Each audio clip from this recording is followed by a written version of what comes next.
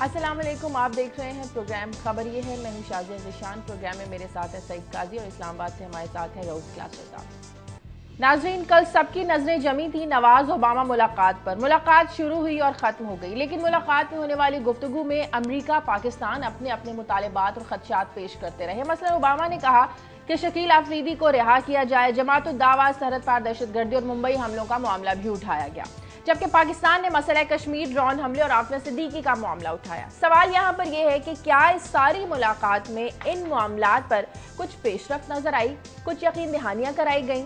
अगर तो सिर्फ मामलात उठाने थे तो ये तो मीडिया के जरिए, दफ्तर खारजा के जरिए मुख्तलिफ औकात में उठाए जाते रहे हैं।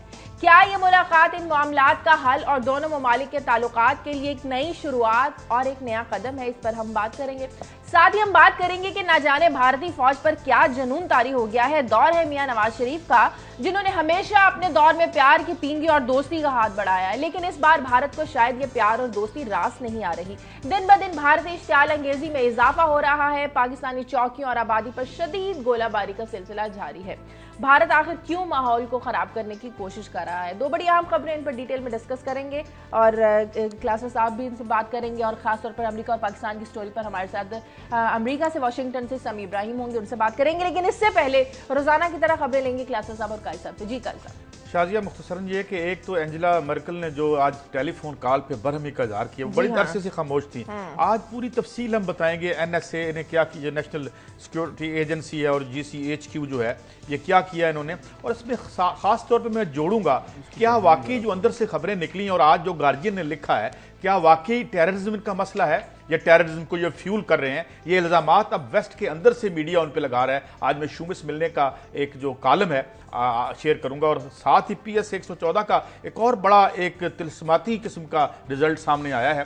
तो हम पूछेंगे इलेक्शन कमीशन से कि ये क्या है। PS 114 में जो नादरा ने आज रिपोर्ट दी है वो बड़ी आई ओपनिंग है और in line with the previous reports है। तो ये हम पूछने का हक रखते हैं इलेक्शन कमीशन वालों से, और खास तौर पर जो पहले इलेक्शन कमिश्नर थे हमारे, कि हजूर ये क्या होता रहा।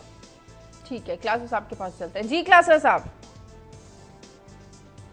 जी शाजिया, आज दो खबरें आपके साथ शेयर करेंगे। एक तो आज एक बहुत बड़ा अहम इजलास हो रहा है सेनेट की स्टैंडिंग कमेटी ब्रेक पेट्रोलियम में। एक स्कैंडल को ये डिस्कस करने वाला LNG स्कैंडल है। ये 3 साल कबल मैंने ब्रेक किया था और सुप्रीम कोर्ट ऑफ पाकिस्तान ने इसको सुओ मोटो लिया था। तो इस पे आज उनको एक दोबारा नए सिरे से ब्रीफिंग दी जानी है। तो डॉक्यूमेंट्स जो हैं वो मैं निकलवा के लाया हूँ जो उन्होंने ब्रीफ करना है। बड़ी इंटरेस्टिंग चीज़ है कि उसके इस स्कैंडल को पूरा मैंने इन्वेस्टिगेट किया हुआ है। कुछ 4-5 बहुत बड़े बड़े झूठ बोले जाने हैं आज ये सेनेटर से। अच्छा। डॉक्यूमेंटेड हैं जो मेरे पास मौजूद हैं कि कैसे यहाँ पे चूना लगाती है ये ऑफिशियल ब्यूरोक्रेसी और सेनेटर्स को बेवकूफ़ बनाने के लिए जो आज पलंदा इन्होंने तैयार किया है और आज पेश करना है कमेटी की मीटिंग में। उस पलंदे में जो बड़े बड़े झूठ बोले गए LNG स्कैंडल के हवाले से, ये वजारत पेट्रोलियम ने अपने अफसरान को बचाने का उन झूठों की तफसील बताएंगे आपको। सबसे बड़ी अहम तो ये है, और साथ में मेरा ख्याल पाकिस्तान के लोगों के लिए बड़ी हैरान कुन बात होगी कि जब ये आलमी कीमतों पर महंगा पेट्रोल और डीजल ख़रीद रहे थे तो हुकूमत पाकिस्तान बहुत सारी प्राइवेट पार्टियों को सस्ता तेल दे रही थी कि आप अफगानिस्तान में जाएं और अफगान हुकूमत को वहाँ पे दे के आएँ। उनको सब्सिडाइज उनको तेल फराम किया गया जो 5 लाख टन बनता है। उसमें डीजल भी है, उसमें पेट्रोल भी है, और बहुत सारी पार्टीज ने कैसे उसी डीजल पेट्रोल को हुकूमत पाकिस्तान से सस्ता लेके पाकिस्तान के अंदर ही महंगे ये दाम उन्होंने बेचा है। ये एक और किस्म का एक स्कैंडल है, इसकी भी डिटेल देंगे और डॉक्यूमेंट्स के साथ शेयर करने। सो ये दो स्टोरीज हैं आज के लिए। ठीक है, सबसे पहले आज हमें बात करनी है कल जो पाकिस्तानी वज़ीर आज़म नवाज शरीफ और अमरीकी सदर बराक ओबामा के दरमियान मुलाकात हुई, ख़त्म हो गई। अपने अपने खदशात दोनों ममालिक ने पेश किए। वाशिंगटन से कवर करते रहे इस मुलाकात की, पल पल खबरें देते रहे सीनियर एंकर और सहाफ़ी, प्रोग्राम टॉप स्टोरी भी करते हैं दुनिया TV पर, समी इब्राहिम। इस वक्त वो हमारे साथ टेलीफोन लाइन पर मौजूद है। बहुत शुक्रिया समी साहब। समी साहब, यहाँ पर ये बातें हो रही हैं, मुलाकात हुई, ख़त्म हो गई, कुछ खास पेशरफ्त नहीं हुई, तो वो मामलात हैं जो मीडिया के जरिए भी उठाए जाते रहे। शकील अफरीदी का मामला, आफिया सिद्दीकी की रिहाई का मामला, कुछ यकीन दहानियां कराएंगे इन मामलात में? देखिए शाजिया, जो मुलाकात थी ये शेड्यूल के मुताबिक 90 मिनट्स होनी थी मुलाकात। तकरीबन 1 घंटा 10-15 मिनट जो मुलाकात थी वो पूरे डेलीगेशन के साथ होनी थी, और 15 मिनट रखे गए थे 2+2, यानी ओबामा, सूजन राइस और उनके साथ नवाज शरीफ और फातमी साहब होना था। लेकिन ये जो मुलाकात थी ये 35-40 मिनट तक गई है। जिससे लगता है कि मामलात पर खासी खुलकर बात हुई। और सूजन राइस जो है वो बड़ी मशहूर सख्त गिर खातून है, फातमी साहब के भी अपने ख्यालात हैं। तो जो इश्यूज हैं टेररिज्म के हवाले से, जो खास तौर पर दहशतगर्द तंजीमों के हवाले से, फिर जैसे आपने जिक्र किया शकील अफरीदी, तो यकीन दहानियां तो मुश्किल है कहना कि दी होंगी, लेकिन इस पर यकीनन खुलकर अच्छा समी साहब, मैं खास तौर पर एक बात पूछना चाहता हूं आपसे। ये बताएं, वो कहते हैं बाहर आके, उन्होंने यहाँ रिपोर्ट हुआ है कि उन्होंने कहा है कि टेररिज्म, नवाज शरीफ टेररिज्म रोकेंगे with in Pakistan and would stop it's export.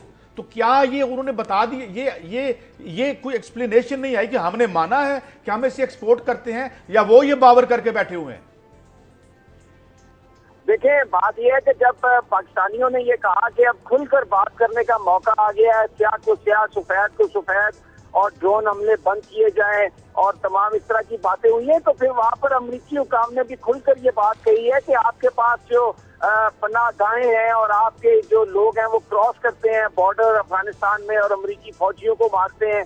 तो उस हवाले से बिल्कुल खुलकर ये बात हुई और ये कहा गया है कि ये आपकी जमीन है, आप इसे अपनी हिफाजत में लें, इसके आप रिस्पॉन्सिबल हैं। जो बात में मियां नवाज शरीफ ने पाकिस्तानी सहाफ़ी से गुफ्तगू करते हुए कहा, इस बात को तस्लीम किया कि जो मुंबई अटैक के मुल्ज़मान है उनके हवाले से बात हुई है, हाफिज सईद साहब के हवाले से बात हुई है और हमें अपने घर को संभालना चाहिए था, लेकिन हम नहीं संभाल सके। तो बिल्कुल नवाज शरीफ साहब वहां पर उन्होंने इस बात को तस्लीम किया कि पाकिस्तान की जो क्या हम समी साहब डिफेंसिव थे? क्या आपको लगता है टोन हमारी डिफेंसिव थी, या हमने भी खुल के उनसे बात की? लग रहा है जैसे हमने भी खुल के बात की है।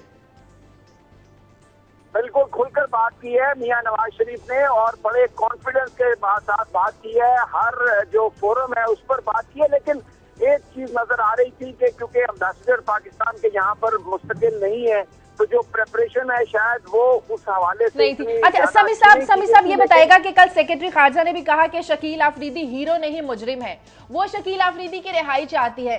तो इन ख्यालात के साथ मामलात आगे कैसे बढ़ सकते हैं? शाजिया, बिल्कुल पाकिस्तान भी तो कई तरह डॉक्टर आफिया सिद्दीकी की रिहाई चाहता है, उन्हें वापस बुलाना चाहता है। तो अमरीकी अदालतों में तो डॉक्टर आफिया भी एक मुजरिम है, उनको सजा हो चुकी है। तो खासे पेचीदा मामलात हैं, लेकिन एक सिर्फ बात यह है कि बात का आगाज हुआ है, खुलकर बात हुई है, और अब देखना यह है कि इसका फॉलो अप क्या होता है, वो ही पता चलेगा कि क्या तय हुआ। लेकिन आज जो वॉशिंगटन पोस्ट में जो खबर दी है, जिसमें उन्होंने ये बताया कि उनके पास सीक्रेट जो एक डील थी ड्रोन हमलों की और पाकिस्तानी हुकाम को ब्रीफ किया जाता था, उसके डॉक्यूमेंट उन्होंने हासिल किए हैं। एक बड़ी स्टोरी है वॉशिंगटन पोस्ट की, सनसनीखेज स्टोरी है। तो अब लगता ये है कि आगे चलकर इस स्टोरी की कुछ तफसील बताएंगे आप, क्या इसमें, या फिर हमारे साथ ही रहें? समी साहब लाइन पे रहेगा प्रोग्राम में वक्त एक ब्रेक का। नाज़रीन ब्रेक के बाद वापस आते हैं।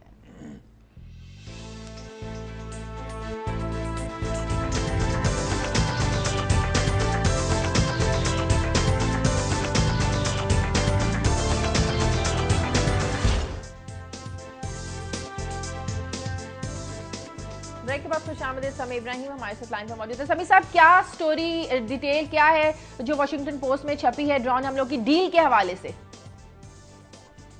जी शाजिया, ये बड़ी सनसनीखेज स्टोरी है और बड़े अहम जर्नलिस्ट हैं बॉब वुडवर्ड, जो वॉशिंगटन पोस्ट के अब तो एडिटर की बात है, ग्रेग मिलर, उन्होंने ये स्टोरी दी है इन्वेस्टिगेशन करके। और उन्होंने ये कहा है कि वॉशिंगटन पोस्ट ने डॉक्यूमेंट ले लिया है, उनके पास है डॉक्यूमेंट, और ये एक सीक्रेट डील थी। यानी ये पहली दफा बात सामने आ रही है कि कुछ तहरीरी मुआहदा था अमेरिका और पाकिस्तान के दरमियान। 2009 से 2011 तक ये मुआहदा रहा, और इसमें वो बताते हैं कि जो भी ड्रोन हमला होता था, पाकिस्तानी हुक्काम को बाकायदा उसकी ब्रीफिंग दी जाती थी, उनको मुकम्मल तौर पर उन्हें इस बात का इल्म था। और ये बिल्कुल झूठ बोलते रहे हैं पाकिस्तानी लीडर, पाकिस्तानी कौम के साथ, अवाम के साथ, कि हमें इसका इल्म नहीं है, और बिल्कुल अमेरिका भी उसी तरह झूठ बोलता रहा। तो ये बड़ी एक सनसनीखेज जो है ये रिविलेशन है कि एक तहरीरी मुआहदा था ड्रोन हमलों का, और उसका सबूत है वॉशिंगटन के पास। 2009 से 2011 तक, इसका मतलब पाकिस्तान पीपल्स पार्टी की हुकूमत में मुआहदा हुआ। जी बिल्कुल, ये मुआहदा दर हकीकत ये जो मुआहदे हैं सारे, ये कुछ सियासी हुकूमतों ने नहीं किए। ये आप इसको समझने की कोशिश करें, ये एस्टैब्लिशमेंट के मुआहदे उससे पहले भी मुआहदा था, लेकिन बेसिकली 2009 से 2011 के दरमियान जो तहरीरी मुआहदा है उसकी तो उनके पास डिटेल है, वो उन्होंने कहा हमारे पास डॉक्यूमेंट है। तो ये एक बहुत बड़ी खबर आज वाशिंगटन पोस्ट ने दी है। जी अच्छा, ये समी साहब ये बताएं कि इस मुआहदे में कोई टाइम लिमिट थी या वो जान छूट जाएगी या कोई अनलिमिटेड मुआहदा कर लिया हमने? नहीं, ये बेसिकली तो क्योंकि गालबन लगता है कि जो सलाला चेक पोस्ट पर हमला हुआ और फिर उसामा बिन लादेन की जो कार्रवाई हुई उसके बाद यकीनन आपस में जो तल्खियां आई तो फिर शायद उन पर अमल दरामद रुक गया। लेकिन ये जो कुछ भी होता है ड्रोन हमलों का, ये एक अंडरस्टैंडिंग के साथ है, क्योंकि इसमें तो कोई शक नहीं कि जो प्राइवेटली पाकिस्तानी हुकाम बात करते थे। जी क्लासर साहब कुछ बात करना चाह रहे हैं। जी क्लासर साहब, समी साहब, क्लासर साहब आपसे बात करना चाह रहे हैं। ये समी साहब, ये कोई इस स्टोरी में कोई वहाँ पे स्पेसिफाई किया गया है कि ये मुआहदा पॉलिटिकल हुकूमत ने किया था या पाकिस्तान के GHQ ने किया था या दोनों ने मिल के किया था? क्योंकि ये तो मुमकिन नहीं है कि जब तक GHQ कंसेंट नहीं देगा ये मुआहदा नहीं हो सकता था। क्या उन्होंने स्पेसिफाई किया या जनरल बात किया, पाकिस्तान का लफ्ज़ यूज़ किया है या उन्होंने सियासी हुकूमत का लफ्ज़ यूज़ किया है या पाकिस्तान के एस्टेब्लिशमेंट का इस्तेमाल किया है? उनको क्या उन्होंने पाकिस्तान के हवाले से क्या किया? किसने मुआहदा किया? हुकूमत पाकिस्तान जो जनरल टर्म है। देखिए, उसमें उन्होंने ये जिक्र किया है कि उनके पास डॉक्यूमेंट है, पाकिस्तान के साथ मुआहदा था। इसमें पाकिस्तान की सियासी और पाकिस्तान की अस्करी क़यादत दोनों शरीक थी, दोनों सेम पेज पे थी। इसी तरह अमेरिका की जो अस्करी क़यादत है और सियासी क़यादत है वो भी सेम पेज पे थी। और अभी उसकी जो उन्होंने बताया कि बाकायदा तौर पर पाकिस्तानी हुकाम को ब्रीफिंग दी जाती थी, पूरी डिटेल दी जाती थी कि कहां पर क्या हो रहा है। तो ये जो हमारे समी साहब, एक जो एमनेस्टी इंटरनेशनल ने बात की और पाकिस्तान में बड़ा इस पे तबले बजाए गए हैं, बड़े ड्रम बीटिंग हुई है। उन्होंने कहा जी अमेरिकन ने ये तो जंगी जराइम किए हैं, कल को अगर हम जाते हैं तो जंगी जराइम पे इनका ट्रायल भी हो सकता है, प्रोसिक्यूशन हो सकता है। इस डॉक्यूमेंट को रिलीज करने का या उनको लीक करने का ये मकसद भी होता है, हो सकता है पाकिस्तान को मैसेज भेजा जाए कि हजूर अगर अमेरिकन पे आप जंगी वार के लिए जाएंगे तो आपकी अपनी फौज और आपके अपने सियासी लीडर भी उस क्राइम में शामिल हैं। अगर ये क्राइम है तो ये कोई मैसेज है पाकिस्तान के लिए या पाकिस्तान की लीडरशिप के लिए, फौज के लिए? जी रऊफ साहब, ये बेसिकली ना ये एम्बैरेसमेंट जरूर हुई है पाकिस्तान के लिए कि हम ये कह रहे हैं कि ड्रोन हमले एक मेजर इरिटेंट है पाकिस्तान और अमेरिका के दरमियान।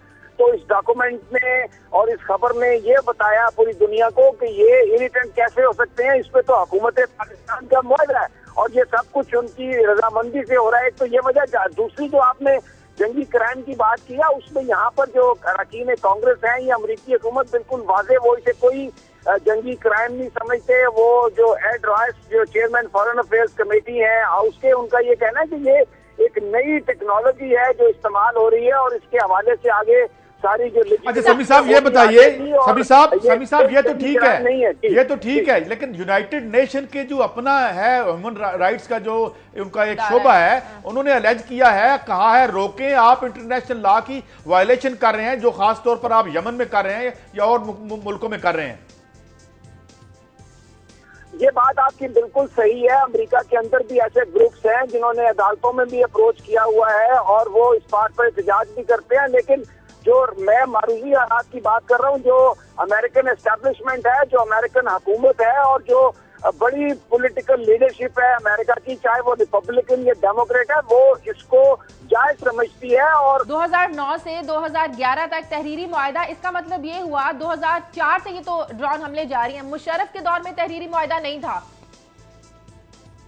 शाहजी, आप इस कौम का डलीमा ज़रा देखें, इस कौम की बदनसीबी देखें, बदकिस्मती देखें कि अगर पाकिस्तान के सियासी और फौजी के, सबसे बढ़ के मैं कहूँगा हमारी फौजी क़यादत, अगर वो ये समझती थी कि ये जो ड्रोन है पाकिस्तान की सलामती के लिए ज़रूरी हैं, ये अलकायदा को बीट करने के लिए ज़रूरी हैं, आप पूरी कौम को क्यों नहीं बताते कि ये हमारे लिए ज़रूरी हैं? आपने क्या मुनाफिकाना किस्म की पॉलिसी रखी? मतलब है लोगों को दुख इस चीज़ से ज़्यादा होगा, ये चीटिंग जो बिट्रेयल करते हैं। आपने दो काम किए, आपने अमेरिकन को खुश किया, कौम को बेवकूफ़ बनाया। आपको पहले, अगर हमारे अच्छे लीडर होते, वो चाहे सिविल के थे चाहे मिलिट्री के थे, ये पहले दिन तकरीर करते, लोगों को एक्सप्लेन करते कि हमारे फलां एरियाज हैं, इतने वहाँ पे जंगजू मौजूद हैं, इतना अलकायदा मौजूद है जो पाकिस्तान के लिए थ्रेट है, पूरी दुनिया के लिए थ्रेट है। हमारे पास टेक्नोलॉजी नहीं है, हमारे पास वसाइल नहीं है, हम अपने उनसे अलाई से कह रहे हैं कि आएँ और हमें सपोर्ट दें। इन्होंने ये काम नहीं किया, ये उसमें डबल क्रॉस की तरफ चले गए। उनको लिख के दे रहे हैं या उनको कंसेंट दे रहे हैं कि आप जाएं अटैक करें, और साथ में पाकिस्तान बुरा भला कह रहे हैं।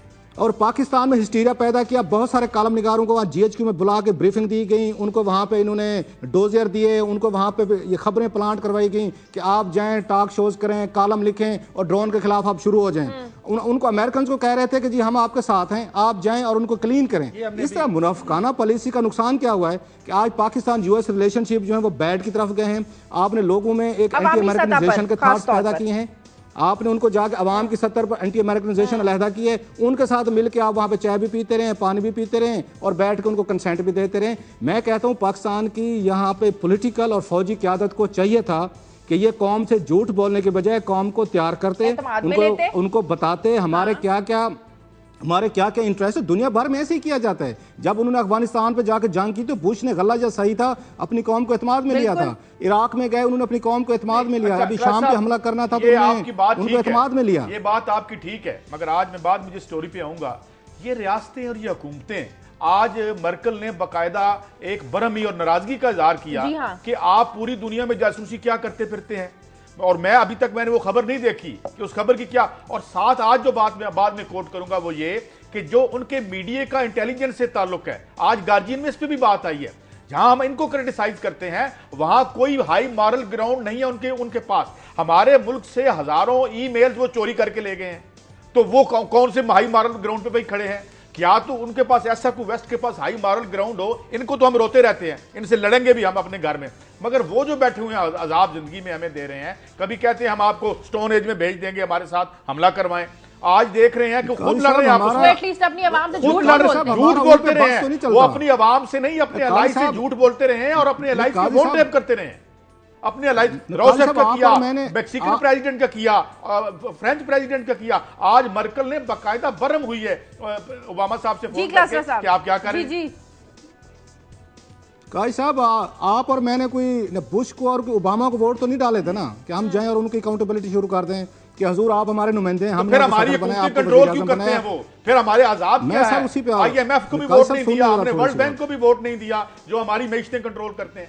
तो काजी साहब, मैं वही हमारी मजलूमियत की दास्तान है, हम ही मजलूम है, दुनिया बड़ी जालिम है और इसी वजह से इस मुल्क का ये हाल हो चुका है। और जैसे कल नवाज शरीफ ने बड़ी अच्छी बात की, जो उनको कहा भी गया है, उन्होंने कहा हजूर पहले अपना हाउस इन ऑर्डर करें। हम हाउस इन ऑर्डर पे बिलीव नहीं रखते, हम कहते दुनिया ने हमारा घर खराब किया हुआ। ये हमारी यहाँ सोच है, हमारी अप्रोच है और हजारों कंस्पिरेसी थ्योरीज हम लेके आ रहे होते हैं। हमने दरवाजे खोल रखे हैं, तो बंद करके देख लें न काजी साहब बंद करके देख लेते हैं, गार की एज में चले जाते हैं, केव एज में बैठ जाते हैं जाके। हम बिल्कुल नहीं करते, हम बंद कर लेते पूरे इंडिया में हम दरवाजे खोले, हमने क्यों खोले हुए हैं? चले वो आपको इमदाद देते हैं। सर सुन लें, इंडिया ने खोले, मैंने काजी साहब पहले भी इसी प्रोग्राम में कहा है 1150 अरब रुपए हर साल, और आपको पीनट्स फेंकते हैं कि ये ले कैसे करते हैं। टिप वापस लेके जाते हैं। जी काजी साहब वो भी अपने दरवाजे खोलते हैं, ये सारी दुनिया दरवाजे खोलती है। हमारे यहाँ ये गलत कंसेप्ट आ गया है। आपको याद होगा पाक ईरान गैस में, सही बात है, ये पाक ईरान गैस में भारत भी शामिल था। उनको अमेरिका ने कहा निकल जाए, उन्होंने मिनट नहीं लगाया, वहां से निकल गए और जाकर सिविल उन्होंने टेक्नोलॉजी ले ली अमेरिका से।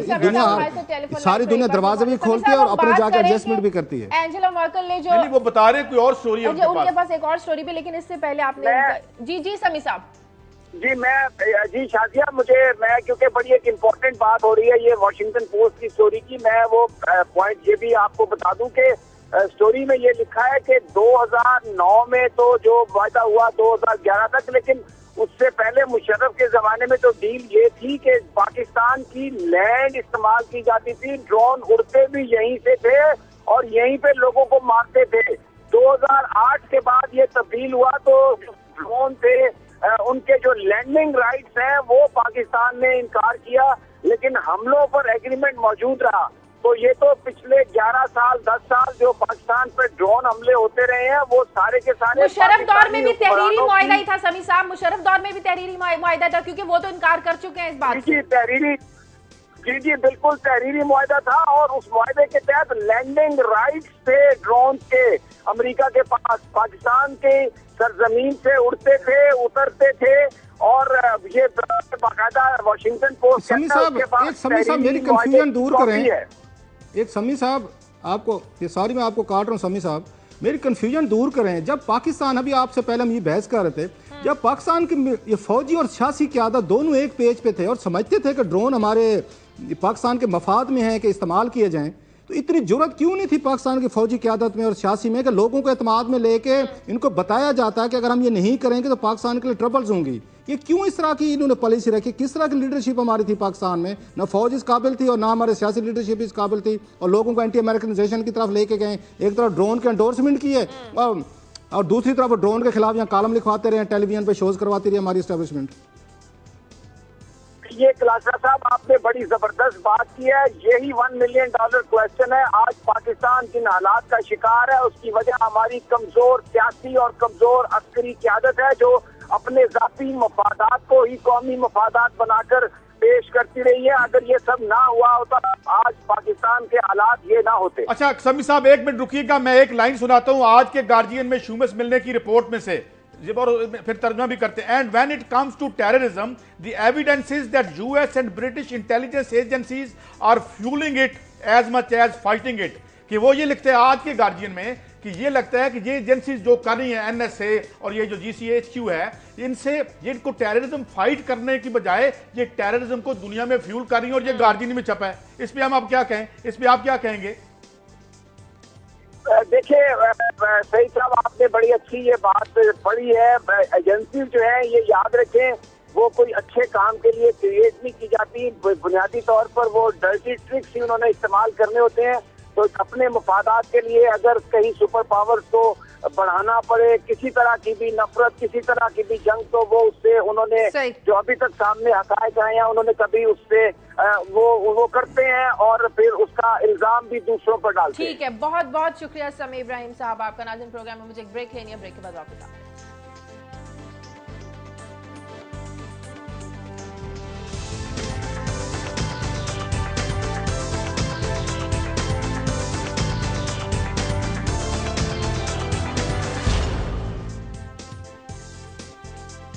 ब्रेक के बाद खुशामदीद जी का साहब। चलिए मैं इसी के साथ अपनी खबर जोड़ देता हूँ। आज मेन जो शूमस मिलने एक बड़े सेलिब्रेटेड उनके कॉलमिस्ट भी हैं और गार्जियन में आज ही वो छपा है उनका कि ये मर्कल ने एक बड़ा बरहमी वाला फ़ोन किया उनको, क्योंकि जर्मनी को ये अब एक डेफिनेटली पता चल गया है कि उनकी जो है वो टेप कर रहे थे। तो उस पर उसने तफसील दी है कि जो तफसीलात सामने आई हैं वो क्या है। एक तो ये कि जो टेररिज्म है ये वहाँ पे जिस तरह से इस्तेमाल हुआ, जिस तरह हमारे यहाँ सिक्योरिटी स्टेट इस्तेमाल की गई, इसको सिक्योरिटी कार्ड के तौर पर इस्तेमाल किया गया, पोलिटिकली वहाँ इस्तेमाल किया जाता है, एजेंसीज को जो है एक मैंडेट दे दिया जाता है, ये वो लिख रहे हैं। और फिर वो ये कहते हैं कि ये जो इनका जो मेन जो इनका मकसद है वो टेररिज्म से फाइट करना नहीं है, बल्कि इनका मकसद जो है पॉलिटिकल और इकोनॉमिक डोमिनेंस जो है उसके लिए करना है। और उसकी उसने सबूत क्या दिए, उन्होंने जो एंजेला मर्केल का टेप किया। इसके बाद एक और फ्रेंच और अमेरिकन टेलीकॉम कंपनी है अलेक्टेल ल्यूसेंट, इसकी उन्होंने 70,000 जो कोई ईमेल्स हैं उनको उन्होंने हैक किया। मैक्सिकन प्रेसिडेंट जो है उसका टेलीफोन ये टेप करते थे और उसकी वजह क्या थी, एक इन्वेस्टमेंट प्लान उन्होंने बनाना था, वो इसलिए कर रहे थे। ब्राज़ील की डिल्मा रोसेफ, इसने आके नवाज शरीफ साहब के से पहले उसका दौरा स्लॉटेड था, वो नहीं आई क्योंकि उसको वो टेलीफोन टैप कर रहे थे।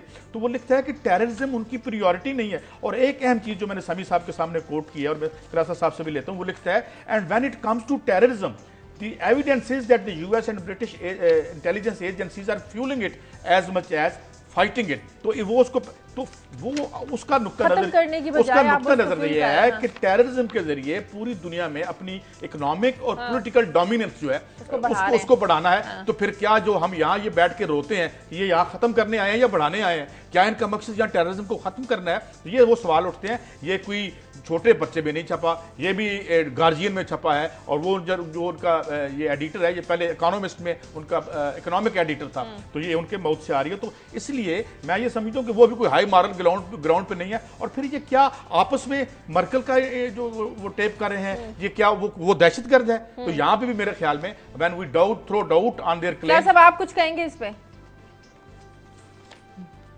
शाहजहाँ, बात यह है कि दुनिया भर में, जैसे समी इब्राहिम साहब ने बड़ी अच्छी बात की, कौन सी एजेंसी नहीं करती। हम चलो अमेरिकन को एक्यूज कर रहे हैं, अब गूगल कर लें, मैं आपको बता अभी कर लें, गूगल कर लें कि सुप्रीम कोर्ट ऑफ पाकिस्तान में वहाँ पे लिस्ट पेश की गई थी कि हमारी intelligence agency who is who जिसका टेलीफोन टैप नहीं करती और कोई कानूनी तौर पर जवाब नहीं है।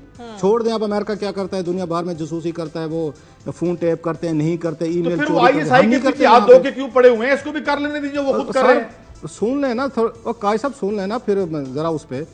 सुप्रीम कोर्ट के आपके जजों के जहाँ टेलीफोन टेप होते हैं, आपके वजीर आजम के होते हैं, आपके यहाँ पे ये सहाफियों के आप किसी को फोन पे बुला के आप उनसे पूछना फोन टेप होते नहीं होते, आपके जर्नलों के होते हैं फोन टेप, आप इनसे पूछें तो सही कि आपकी जो इंटेलिजेंस एजेंसीज हैं ये किस किस का टेलीफोन टेप नहीं करती, और पाकिस्तान में अब जाके कानून बनाए, अब बनाए, हफ्ता हुआ है, क्यों कहते हैं हमें, क्या वो लिखते हैं हमें रोग एजेंसी, सीआईए नेक एजेंसी। नहीं काय साहब सुन लें, ये कोई मैंडेट, काय साहब सुन लें, अगर हमारी इंटेलिजेंस एजेंसी के पास कोई कानूनी तौर पर कवर नहीं था कि ये जाएं अपने सिविलियंस के टेलीफोन टेप करें, इसका बाकायदा प्रोसीजर था कि वजीर आजम पाकिस्तान अगर कैबिनेट डिवीजन की यहाँ समरी पे अगर ये उनको एडवाइस करेंगे काजी साहब या रऊफ के हमने टेलीफोन टेप करने हैं, बाकायदा समरी बनती है, समरी बनने के बाद वो कबीना ये डिवीजन से जाती है वजीर आजम को, वो अप्रूवल देते हैं कि फलां फलां बंदों को टेलीफोन टेप करें। ये कभी आपने सुना इस तरह की चीजें, इन्होंने कानून को फॉलो किया? आप जाके मैं ये कह रहा हूँ कि इंटेलिजेंस एजेंसी दुनिया भर में ये काम करती हैं, ये कोई नई बात नहीं है। उनको माफ कर हमारी इंटेलिजेंस एजेंसी का बस हमारी इंटेलिजेंस एजेंसी का बस चलता है, अपने जजेस, अपने जर्नलिस्ट, अपने सिविलियंस, अपने यहाँ पे जर्नलों के टेलीफोन टेप होते हैं। अमेरिका बड़ी एक सुपर पावर है, बड़ा मुल्क है, बड़ी टेक्नोलॉजी है, बड़ी एजेंसी है उनकी, वो दुनिया भर के टेप कर लेते हैं, इसमें हैरानी वाली कौन सी बात है? अच्छा क्लास साहब आगे बढ़ते हैं, क्या झूठ बोला जाने हैं आज एलएनजी स्कैंडल के हवाले से, क्या शेयर करेंगे?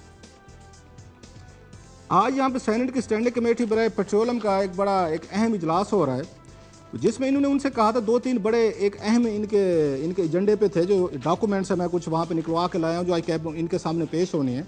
एक 3 साल पहले स्कैंडल मैंने ब्रेक किया था, एलएनजी स्कैंडल था, बड़ा मशहूर था, ये 2010 में किया था, सुप्रीम कोर्ट ऑफ पाकिस्तान ने इस पर सुओ मोटो लिया था। मैंने इसके आप कह सकते सैकड़ों, हज़ारों नहीं तो सैकड़ों पेजेस हैं जो मैंने पढ़े हुए हैं, लिहाजा मुझे थोड़ी सी इसकी मेमोरीज भी हैं। सुप्रीम कोर्ट ऑफ पाकिस्तान पूरा 1 महीना पेश भी होता रहा था, ये ट्रायल चलता रहा, और इस ट्रायल के बाद उन्होंने उस डील को स्क्रैप कर दिया था। ये डील बुनियादी तौर पर यह थी कि 20 अरब डॉलर की एक डील की गई थी, ये उसके फ्रेंच कंपनी के साथ। इल्ज़ाम इसमें यह था, जो ऑफिशियल पेपर थे डॉक्यूमेंट से, कि उस कंपनी को जिसने बोली में हिस्सा ही नहीं लिया था, जो टेंडर में शरीक ही नहीं हुई थी, उसको इन्होंने वो आके टेंडर अवार्ड किया था। जिन्होंने यहाँ पे बोली में शिरकत की थी उनको इग्नोर किया गया था, और एक पार्टी को जिसकी प्राइस $1 बिलियन कम ऑफर की थी उसने एलएनजी की, उसका उसमें जिक्र तक ही नहीं किया गया था। खैर इस पर लंबी प्रोसीडिंग हुई, चला, सब कुछ हुआ, सुप्रीम कोर्ट ऑफ पाकिस्तान ने इस डील को स्क्रैप किया, वो एक अलहदा कहानी है, वो सारी खत्म होगी। अब 3 साल बाद सेनेट की स्टैंडिंग कमेटी ने कहा कि हमें ब्रीफ किया जाएगा ये पूरा स्कैंडल था क्या। आज जो उन्होंने रिपोर्ट पेश की है, जो मेरे पास मौजूद है, तकरीबन ये 3-4 पेजेस जो इन्होंने अलहदा से इसके साथ लगाए हैं, उसमें बड़ी इंटरेस्टिंग चीज़ें हैं कि जितने अहम इंकशाफात थे या इनकी मिनिस्ट्री ऑफ पेट्रोलियम के जो बड़े बड़े टॉप गन्स इन्वॉल्व थे, मुलविस थे, उनके बारे में सारी इंफॉर्मेशन विदहेल्ड कर ली गई हैं, नंबर 1। दूसरा, गलत यहाँ पे फैक्ट बताया गया। मसलन इन्होंने इसमें यह कहा, जो फ्रेंच कंपनी थी जिसको वो 20 अरब डॉलर की डील दी गई थी, वो कहते हैं वो सबसे कम बोली की, उसने सबसे कम बोली थी। भाई स्कैंडल तो सारा इसी चीज़ पे था कि उसने बोली में शिरकत नहीं की, आप कह रहे हैं कि उसने कम बोली दी थी। स्कैंडल की बेस इसी चीज़ पे थी, नंबर 1। दूसरा, इसमें जो एक अहम चीज़ थी कि इन्होंने जो ये अमेरिकन कंपनी थी इसमें शामिल थी, जो पहला जिसको मेन डील मिली थी, उसने आगे से सबलेट कर दिया था, वो कुछ अरसे बाद बैंकरप्ट हो गई थी, वो दिवालिया हो गई थी। जिस कंपनी के साथ 20 अरब बाबर अवान भी हमारे साथ लाइन पर मौजूद है, उनसे भी बात कर सकते हैं। जी जी उनसे करते हैं, अभी उनसे भी पॉइंट ऑफ व्यू, बाकी को उनका भी बड़ा एक अहम रोल था उन दिनों में, वो ये वफाकी वजीर कानून थे। अब एक तो उन्होंने वहाँ पे झूठ बोले हैं कि उस पार्टी को इन्होंने यहाँ पे एलिजिबल करार दे दिया जिसने कभी बोली में शिरकत नहीं की थी। अच्छा, ऐसे सुप्रीम कोर्ट ऑफ पाकिस्तान ने आर्डर किया था कि इंक्वायरी की जाए इसकी कि कौन कौन अफसरान मुलविस हैं। उस वक्त के जो वफाकी सेक्रेटरी जफर महमूद साहब थे, उनकी सरबराही में कमेटी बनाई गई थी जिन्होंने बाकायदा इन्वेस्टिगेशन करके वज़ीर आज़म यूसुफ रज़ा गिलानी को भेजी थी। आइडेंटिफाई किए थे कि वजारत पेट्रोलियम के कौन कौन से बड़े बड़े अफसरान जो हैं, जी साबरी वगैरह स्पेशल सेक्रेटरी थे, इस स्कैंडल में मुलविस है, कार्रवाई की जाए। और गिलानी साहब ने वो आकर रिपोर्ट दबा ली थी। आज जो रिपोर्ट पेश की गई, इसमें तमाम जो फैक्ट्स हैं, इनको ना सिर्फ झूठ बोला गया इनके साथ, कमेटी मेंबरान के साथ, सेनेटर के साथ, बल्कि इसमें बहुत सारी चीज़ें छुपा ली गई हैं जो मेरा ख्याल है सेनेट ऑफ पाकिस्तान का उनका प्रिविलेज ब्रीच होगा। उनके साथ जो धोखा किया जा रहा है, उनको गलत इन्फॉर्मेशन दी जा रही है और तमाम जो स्कैंडल में मेन किरदार थे उनको बचाया गया है।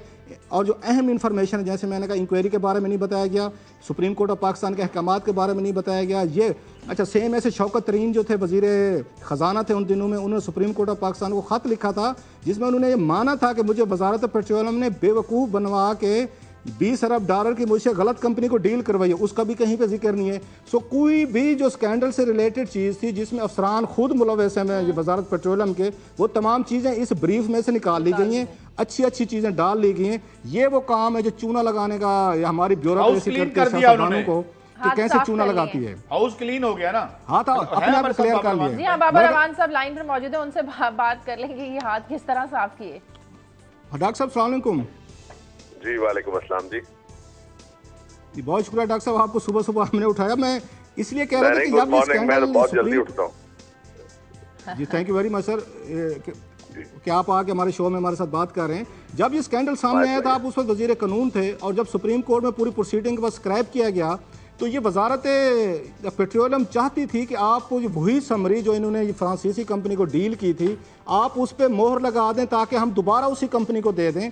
तो ज़रा फैक्ट्स बताएंगे कि आपने क्यों इनकार किया था। 20 अरब डॉलर की डील थी कि आपने इस डील को एंडोर्स करने से सुप्रीम कोर्ट के फैसले के बाद क्यों इनकार कर दिया था।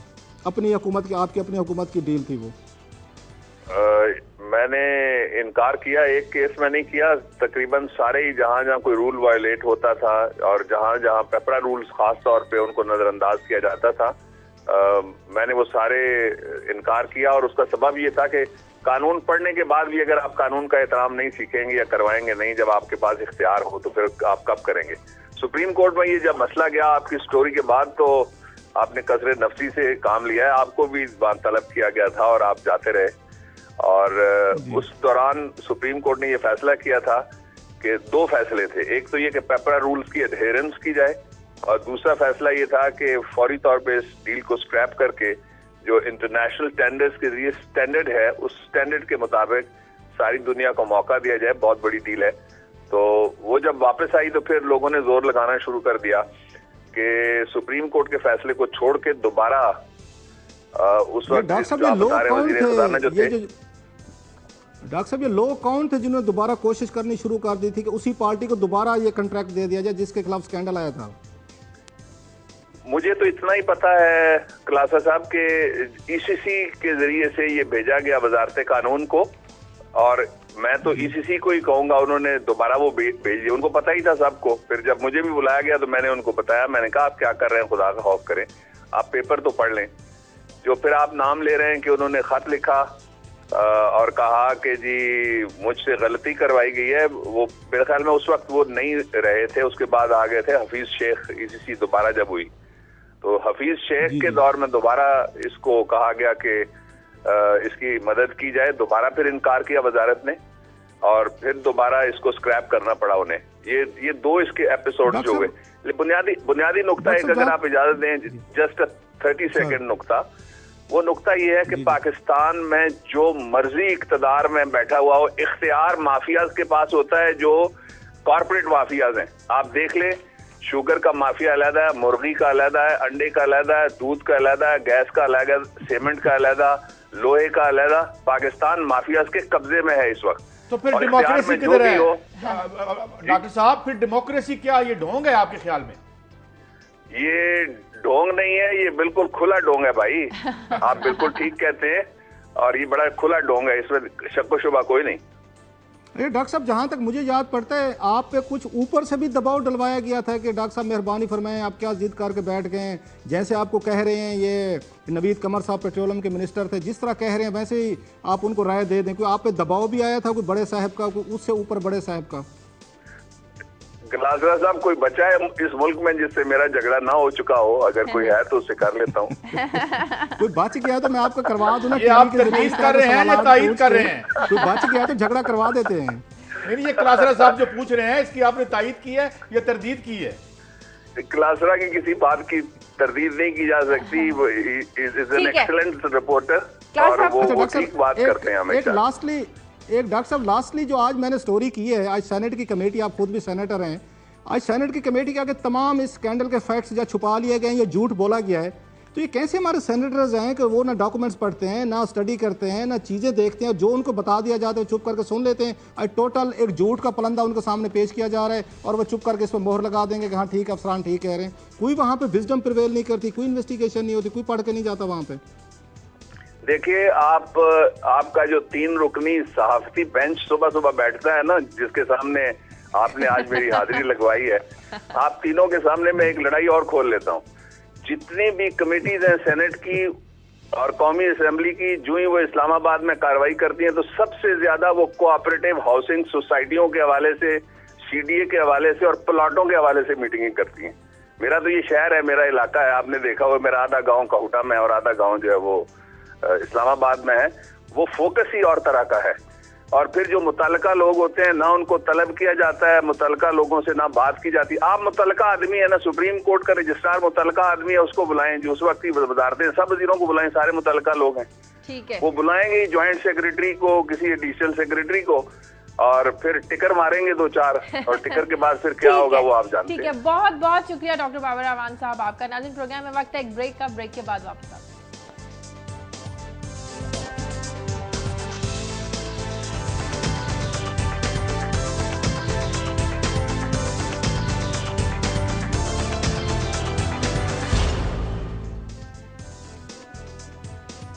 ब्रेक के बाद खुश आमदीद जी। क्लासा साहब, हमारे लिए पेट्रोल महंगा, अफगानिस्तान के लिए सस्ता, डीजल से लंबा माल बनाने का इंकशाफ, क्या कहानी है ये सारी?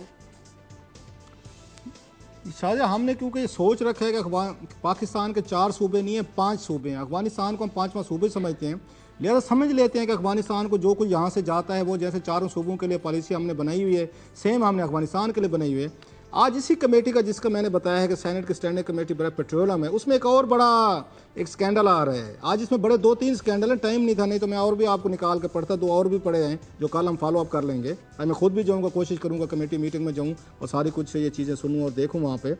उसमें ये इंकशाफ किया गया है कि जब हुकूमत पाकिस्तान अपने लोगों से ये पेट्रोल की कीमतें बढ़ा के आलमी म्यार के मुताबिक यहाँ पे पेट्रोल और डीजल बेच रही थी अपने किसानों को या मजदूरों को या लोगों को, पूरे ये कंज्यूमर को, अफगानिस्तान को 5 लाख टन, ये 5 लाख टन की मामूली तेल की क्वांटिटी नहीं है, इन्होंने सब्सिडाइज रेट्स पे अफगानिस्तान को भेजा। और थ्रू इन्होंने सर्टन प्राइवेट पार्टीज़ को पहले इन्होंने दिए परमिट दिए। उनको परमिट देने के बाद जो पाकिस्तान में यहाँ पे ऑयल की रिफाइनरीज मौजूद हैं, वहाँ से सस्ता सब्सिडाइज तेल दिया गया, आप ले जाएं और अफगानिस्तान में वहाँ पे सप्लाई करें। उनमें से बहुत सारे हजरात हैं, वो बड़े शाने थे, उन्होंने कहा जी पेट्रोल तो सस्ता मिल गया पाकिस्तान से, हमें एक मुनासिब कट मिल गया है, हम क्यों यहाँ से ट्रैवल करके काबुल जाएं, कंधार जाएं, जलालाबाद जाएं और अपने पैसे खर्च करें, फ्रेट चार्जेस वगैरह लगाएं और ड्यूटीज़ दें, ड्रॉबैक्स वगैरह, सारे जो ड्यूटीज़ वगैरह भी होती हैं कस्टम की या दूसरी जो उसमें टैक्सेस हैं वो भी रियायत थी उनको। उन्होंने वही तेल जो है, बहुत सारा तेल पाकिस्तान में दोबारा बेच दिया मार्केट रेट पे। और बाज़ सोर्सेज तो ये कहते हैं कि ये जो प्राइवेट पार्टीज़ हैं जिनको परमिट दिए गए थे, उनके अपने पेट्रोल पंप हैं, उन्होंने अपने ही पेट्रोल पंप पे यहाँ से सस्ता तेल लिया और जाके अपने ही पंपों पे उन्होंने बेचना शुरू कर दिया।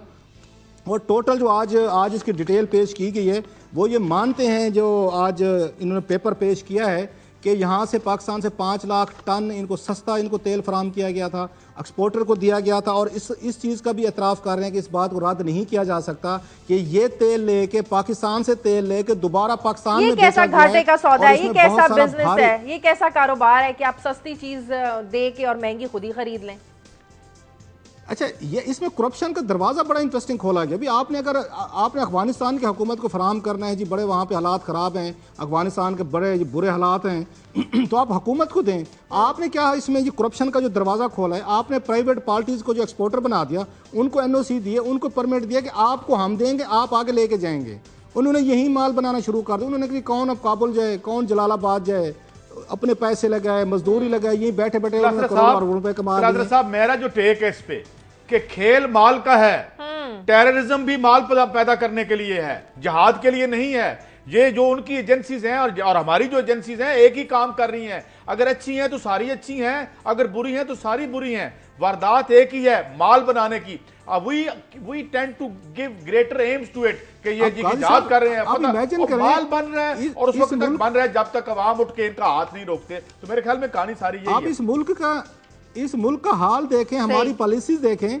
अपने लोगों के लिए कोई सब्सिडी नहीं है। वो IMF आपको नहीं देने देती। IMF कहती है बिजली से भी हटाओ, IMF कहती है गैस से भी हटाओ, लोगों की आप वहाँ चमड़ी उतार लो, खाल उतार लो। IMF आपको ये नहीं कहती कि अफगानिस्तान को आप तेल दे रहे हैं, 5 लाख टन डीजल और ये पेट्रोल दिया है, वो सब्सिडाइज करके दिया है, हमारे जेबों से दिया है, हमारे टैक्सेस ड्यूटीज को आपने वहाँ पे कम करके दिया, जो पैसे हमारे पास आ सकते थे आपने नहीं आने दिए। आप IMF को एतराज नहीं है, इस पे हुकूमत को एतराज नहीं है, किसी को एतराज नहीं है। साथ करते क्या है अभी देखें, आज ये नादरा की एक और आई स्टोरी PS 114 जहां से मरवत साहब जीते हैं PMLN के और रऊफ सिद्दीकी MQM के, उन्होंने ये फाइल कर रखा था। 92,731 वोट्स भेजे गए चेकिंग के लिए, जिसमें पता चला कि 14,234 वोट जो पड़े हैं उनका कोई ID कार्ड नंबर ही इनवैलिड था।